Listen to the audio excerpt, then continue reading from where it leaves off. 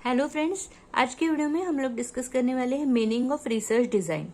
A research design is the arrangement of conditions for collection and analysis of data in a manner that aims to combine relevance to the research purpose with economy in procedure। जो भी आप data collect कर रहे हो, analyse कर रहे हो, वो कौन से पर्पज से कर रहे हो? By the purpose of doing the research with economy in procedure. Now हम लोग कुछ पॉइंट्स डिस्कस करने वाले हैं। The design decisions happen to be in respect of. So कौन से बेसिस पे आपको डिजाइन डिसीजंस लेने हैं वो हम भी डिस्कस करेंगे।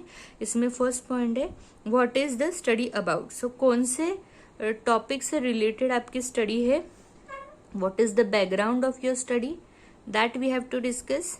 Then next is why is the study being made, that is the reason behind the study is to be defined. Then next is where will the study be carried out. So whether it is a field work or whether it is a laboratory type of research, what kind of research you are going to do, that is to be decided. What type of data is required. So data collection method कौन सी use करने वाले हो और कौन से type का data आपको required है वो आपको डिस्कस करना है, कंसिडर करना है। Then where can the required data be found, जो रिक्वायर्ड डेटा है वो आपको कहाँ पे मिलेगा ये आपको कंसिडर करना है। Then what periods of time will the study include.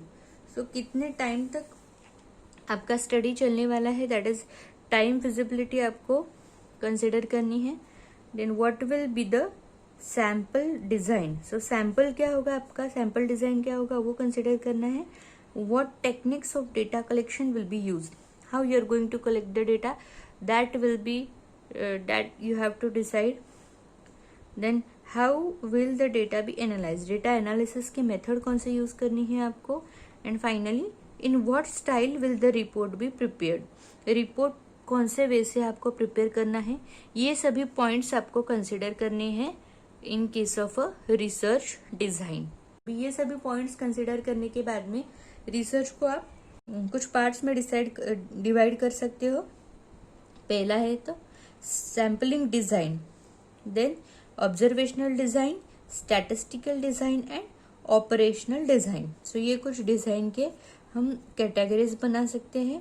So overall हम लोग रिसर्च डिजाइन को बोल सकते हैं कि आपका रिसर्च कैरिड आउट करने के लिए आपको कौन सा डेटा लगने वाला है जो आपके रिसर्च वर्क से रिलेवेंट हो, इसको हम लोग रिसर्च डिजाइन बोल सकते हैं।